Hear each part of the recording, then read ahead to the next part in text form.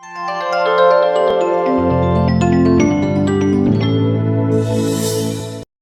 నమస్తే. నమస్కారం సార్, ఎలా ఉన్నారు? బాగున్నాను. ఓకే సార్, సాధారణంగా ఇప్పుడున్న సొసైటీలో చాలామంది ఓవర్ వెయిట్ అని, ఒబిసిటీ అని చాలా ప్రాబ్లమ్స్ ఫేస్ చేస్తూ ఉన్నారు.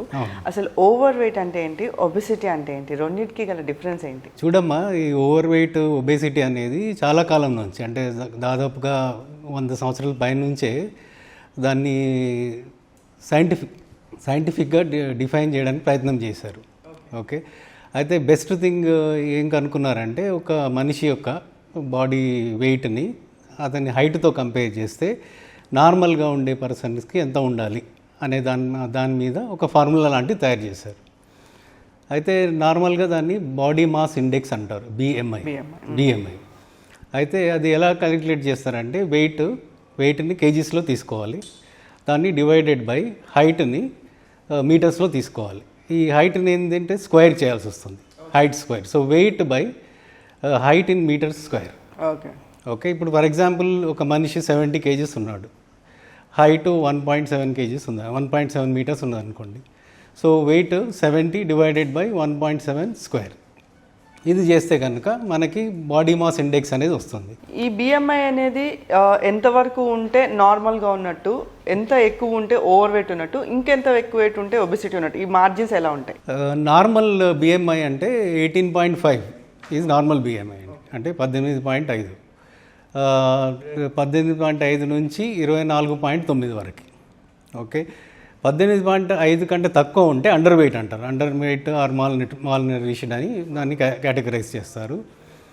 అయితే మనకి నార్మల్గా ఈ రేంజ్లో ఉండేటట్టుగా చూసుకోవాలి. ఓకే, మన వెయిట్ హైట్కి ఏదైతే రేషియో ఉంటుందో దానికి ఆ రేంజ్లో ఉండేటట్టుగా చూసుకోవాలి. 18.5 to 29.9. ఓకే, అయితే 24.9 నుంచి 29.9 వరకు ఓవర్ వెయిట్ అని అంటారు.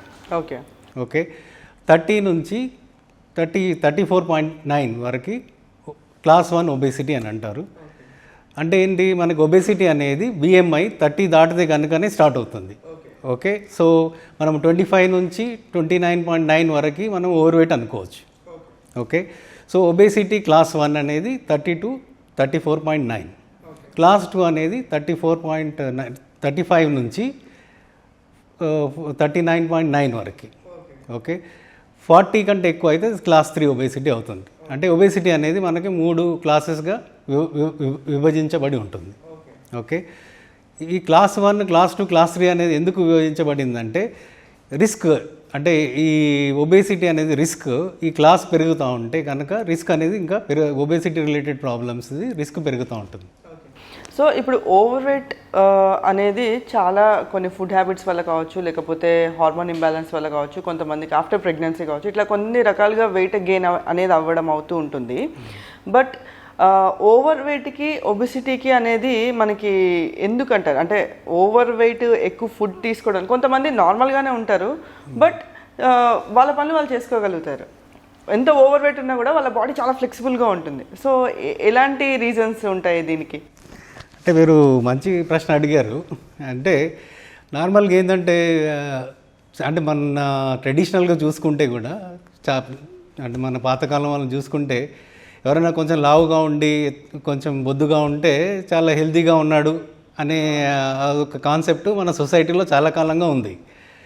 అయితే ఈ రీసెర్చ్ వల్ల తేలింది ఏంటంటే, ఎక్కువ బరువు ఉండడము లేదా స్థూలకాయం అంటారు, ఒబేసిటీగా ఉండడం అనేది నార్మల్ కాదు. ఎందుకంటే ఈ obesity related, over weight related కానీ ఒబేసిటీ రిలేటెడ్ కానీ అది కంటిన్యూ అవుతే కనుక మెటబాలిక్ సిండ్రోమ్ అనే ఒక గ్రూప్ ఆఫ్ డిసీజెస్ స్టార్ట్ అవుతాయి. ఓకే, సింపుల్గా మనం ఆలోచన చేస్తే డయాబెటీస్ అనేది ఒక రిస్క్ ఫ్యాక్టర్. ఓకే, తర్వాత హైపర్ టెన్షన్ రావచ్చు, ఆడవాళ్ళు అయితే పాలిసిస్టిక్ ఓవరీ సిండ్రోమ్ రావచ్చు. అంతకంటే ఇంపార్టెంట్ ఏంటంటే non alcoholic fatty liver disease అనేది మన సొసైటీలో చాలా పెరిగిపోతుంది. అంటే ఆల్కహాల్ తీసుకున్న వాళ్ళకి ఫ్యాటీ లివర్ డిసీజ్ వస్తుంది, తీసుకొని వాళ్ళకి కూడా ఒబేసిటీ మూలంగా ఇదేంటంటే సైలెంట్ కిల్లర్ అన్నట్టు. దీంతో ప్రాబ్లం ఏంటంటే, ఇది తెలియకుండానే ఈ ఫ్యాట్ కూరుకుపోవడం వల్ల మన లివర్లో ఈ ఈ ఫ్యాట్ కూరుకుపోవడం వల్ల మన లివర్లో ఏమవుతుందంటే ఈ లివర్ డ్యామేజ్ అనేది స్టార్ట్ అవుతుంది. ఇది చాలా కాలం వరకు తెలియదు. అయితే ఇదొక రిస్క్ ఫ్యాక్టర్. ఇప్పుడు మనము ఓవరాల్గా లివర్ ట్రాన్స్ప్లాంట్స్ అనేవి జరుగుతున్నాయి, మీరు వింటూనే ఉన్నారు సొసైటీలో. అయితే ఇప్పుడు common reason for liver transplants మన ఇండియాలో కానీ వరల్డ్ వైడ్ కానీ non alcohol fatty liver disease అండి. సో ఇది directly related to over weight and obesity. So ఇది అనేది ఈ ప్రాబ్లమ్ని మనం చాలా గమనించవలసిన విషయం. ఇది కాకుండా హార్ట్ డిసీజ్ ఒకటి ప్రాబ్లం, తర్వాత ఆస్టియోఆర్థరైటిస్ అని కాళ్ళనొప్పులు, అధిక బరువుతో కాళ్ళనొప్పులు రావడము, ఈ మనకు ఆడపిల్లలు అయితేనే polycystic ovary syndrome, infertility problems అనేవి ఈ ఒబెసిటీ రిలేటెడ్గానే వస్తున్నాయి. ఓకే, థైరాయిడ్ కూడా ఓవర్ వెయిట్ వల్ల వచ్చే అంటే ఛాన్స్ ఉంది, కానీ ఒక్కొక్కసారి ఏంటంటే హైపోథైరాయిడిజం అంటే థైరాయిడ్ తక్కువ పనిచేయడం వల్ల బరువు పెరిగే ఛాన్స్ ఉంటుంది.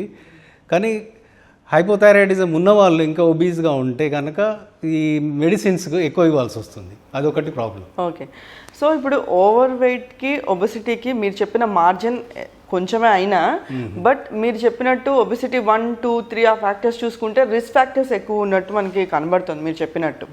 సో మరి వీటిని మనం అరికట్టాలంటే, అంటే ఓవర్ వెయిట్ తగ్గించుకోవాలన్నా, ఒబెసిటీ నుంచి మనం బయటపడాలన్నా ఎలాంటి హెల్త్ కేర్ తీసుకోవాలి, ఎలాంటి ఫుడ్స్ తీసుకోవాలి? అంటే ఫస్ట్ థింగ్ ఏంటంటే ఒబేసిటీ ఓవర్ వెయిట్ అనగానే కంగారు పడిపోయి నాకేదో అయిపోతుంది, లేదు ఈ మధ్యనే పెళ్లి కుదిరింది, ఇది చాలా కామన్గా, అంటే ఇక్కడే కాదు నేను దుబాయ్లో కూడా చూశాను. ఓకే, ఏంటంటే అమ్మాయికి పెళ్ళి కుదిరింది, చాలా లావుగా ఉంది, సడన్గా ఫాస్ట్ ట్రాక్గా తగ్గించాలి, పెళ్ళికి ముందు సన్నగా పడిపోవాలి 3 నెలలు 4 నెలల్లో, అదేంటి ఇట్లా మ్యాజిక్ చేసినట్టుగా. ఓకే, ఇదొకటి. ఇంకొకటి ఏంటంటే ఈ ఇంటర్నెట్లో అక్కడ అది చదివేసి ఈ ఒబేసిటీ ఓవర్ వెయిట్ వల్ల నాకు ఫ్యూచర్లో ప్రాబ్లమ్స్ రావచ్చు అని కంగారు పడిపోవడం, ఇది జరుగుతూ ఉంటుంది కామన్గా. అయితే ఫస్ట్ థింగ్ ఏంటంటే ఈ బాడీ వెయిట్ తగ్గించడానికి ఫస్ట్ థింగ్ తినడం తగ్గించాలి. ఇది నెంబర్ 1 అండి, తినడం అనేది తగ్గించాలి, ఇదొకటి. ఇంకొకటి ఏంటంటే ఎక్సర్సైజ్ కూడా దీనికి జోడించాల్సి వస్తుంది. ఓకే, ఈ రెండు కూడాను ఒకటేసారి చేయాల్సి వస్తుంది. ఇది ఒకటి నేను ఓన్లీ ఎక్సర్సైజ్ చేసి నార్మల్గా తింటూ బరువు తగ్గిస్తాను అనుకుంటే కాదు, కుదరని విషయము. నార్మల్గా ఎక్సర్సైజ్ అనేది ఒక విధంగా వెయిట్ తగ్గించడానికి దోహదపడకున్నా కానీ ఈ బాడీ ఫిట్నెస్ పెంచడము. తర్వాత ఇంకొకటి డేంజర్ థింగ్ ఏంటంటే ఈ ఒబీస్ పీపుల్లలో మసిల్ మాస్ తగ్గిపోయి ఫ్యాట్ ఎక్కువ పెరిగిపోతుంది బాడీలో. దాన్ని సార్కోపెనిక్ ఒబేసిటీ అని అంటారు. ఇది చాలా డేంజర్ మనిషికి, ఎందుకంటే మీరు చూసుంటారు ఇంత లావు అయిపోయి వాళ్ళలో ఏంటంటే మసిల్ మాస్ తగ్గిపోతుంది. దీనివల్ల ఏంటంటే ఈ ఫ్యాట్ ఏదైతే కూరుకుపోతుందో ఈ స్ట్రోక్ అనేది, బ్రెయిన్కి స్ట్రోక్ రావడము, హార్ట్ అటాక్స్ రావడం వాళ్ళల్లో చాలా కామన్. ఓకే సార్, అయితే మీరు చెప్పినట్టు ఫుడ్ తగ్గించాలి, లేకపోతే ఫిజికల్ యాక్టివిటీ ఎక్కువ ఉండాలి అని చెప్పేసి మీరు చెప్పారు. చాలామంది వెయిట్ తగ్గాలి అనగానే ముందు ఫుడ్ బంద్ చేసేస్తారు. అంటే మీరు చెప్పినట్టు తగ్గించడం కాకుండా ఒక పూట తినేసి లేకపోతే ఇంకో పూట తినకుండా, సో అలా ఎవరికి వాళ్ళుగా ఓన్గా డైట్స్ మెయింటైన్ చేసేయడము, లేకపోతే అది తినకూడదు ఇది తినకూడదు అని చెప్పేసి సొంత వైద్యాలు చేసుకుంటూ ఉంటారు.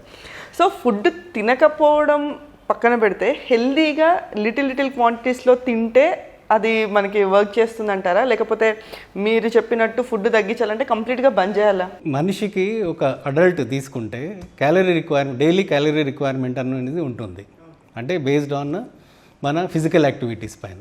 ఓకే, ఇప్పుడు నేను పనిచేసేది మైల్డ్ టు మోడరేట్ ఒక డాక్టర్గా, అంటే సర్జరీలు చేయడం ఇవన్నీ కౌంట్ చేస్తే కూడా నా యాక్టివిటీని మోడరేట్గా కన్సిడర్ చేస్తాను.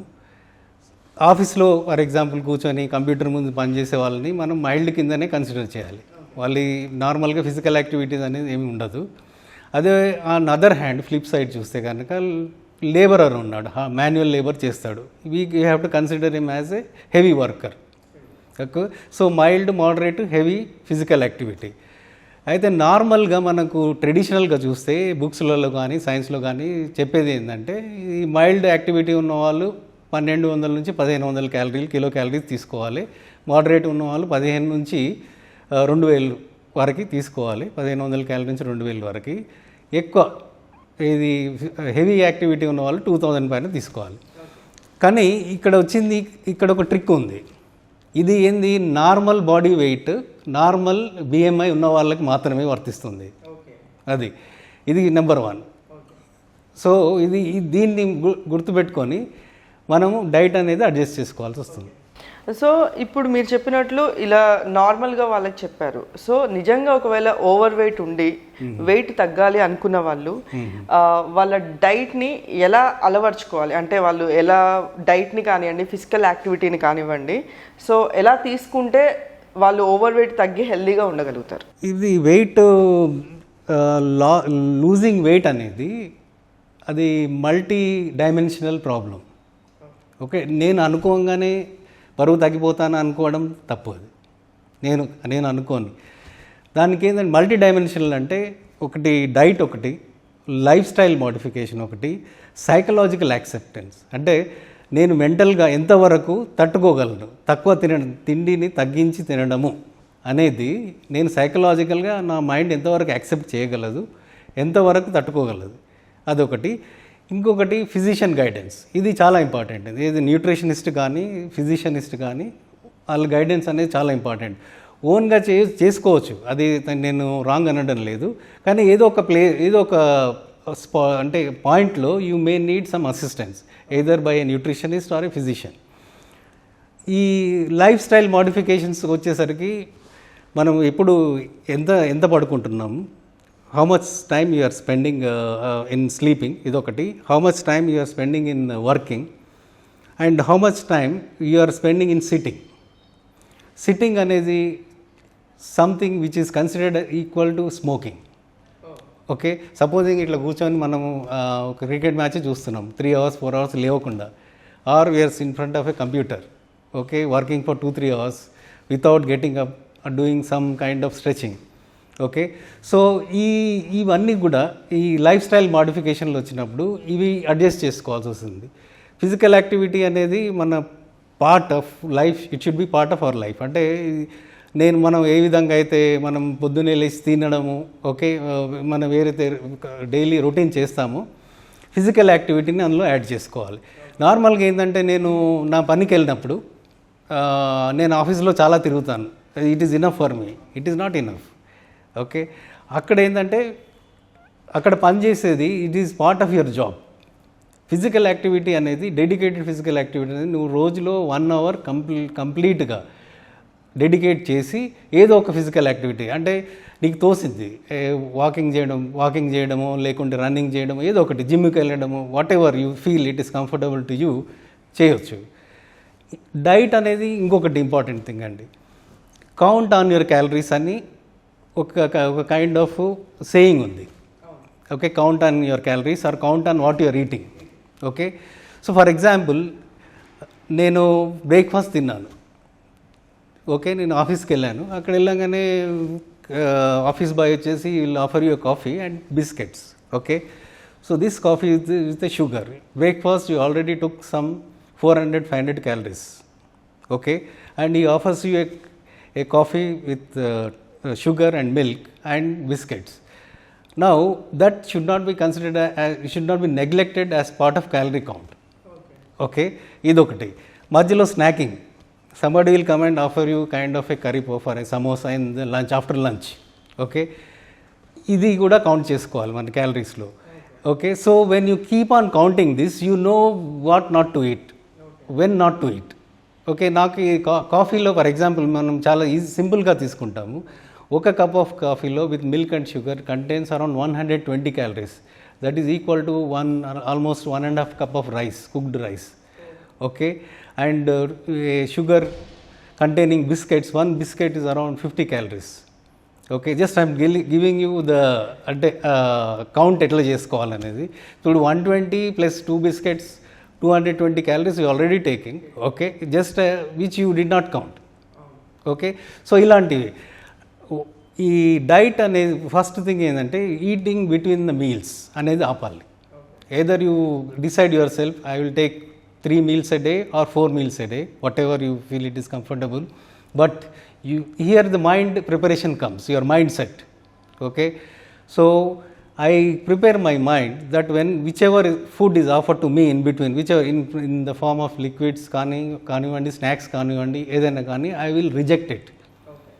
ఇప్పుడు నార్మల్గా ఏంది మనం ఎవరైనా విజిటింగ్కి వెళ్ళాం, ఓకే, ఆ ప్లేస్లో కాఫీ టీ ఆఫర్ చేస్తే you tell them I will not take. So నార్మల్గా ఇప్పుడు ఏంటంటే అందరికీ అలవాటు అయిపోయింది సొసైటీలో ఏంటంటే డైటింగ్ చేయడము, ఇది ఇంతకుముందు తప్పుగా తీసుకునేవాళ్ళు, ఇప్పుడు మాత్రం సొసైటీ ఈజ్ యాక్సెప్టింగ్. వద్దండి నేను తీసుకోనంటే బలవంతం చేయరు. సో ఇది నెంబర్ 3. నెంబర్ 2 అండి, నెంబర్ 3 థింగ్ ఏంటంటే కంటిన్యూయింగ్ సస్టైనెన్స్ అని అంటారు. అంటే ఈ ఒక రోజు చేసేసుకొని, ఓకే, వారంలో 5 రోజులు చేసేసుకొని వీకెండ్ రాగానే, okay, indulgence in the form of foods, drinking whatever, okay, partying. So అక్కడ ఏంటంటే you are stuffing the body with unnecessary calories, okay, and this is going to give a impact for next 1 week or 10 days to compensate your body to compensate back. Similarly, you go and attend a wedding party, okay, and you indulge in a food taking, okay, without counting what you are eating. So ఈ జాగ్రత్తలు మనం తీసుకుంటే కనుక డెఫినెట్గా మనం count చేసుకోవచ్చు, మనం రోజుకి ఎన్ని క్యాలరీస్ తీసుకుంటున్నాము, ఎంతవరకు మనం రెస్ట్రిక్ట్ చేసుకోగలం. అందుకని మెంటల్ ప్రిపరేషన్ అనేది చాలా important. Please do subscribe Myra Media. Please subscribe Myra Media. Subscribe to Myra Media. Please like, share and subscribe to Myra Media for lot of film news, gossips and hot news. Please like, share and subscribe to Myra Media. For more interesting updates, please subscribe to Myra Media YouTube channel. For more updates, please subscribe to Myra Media. So like, share and subscribe to Myra Media.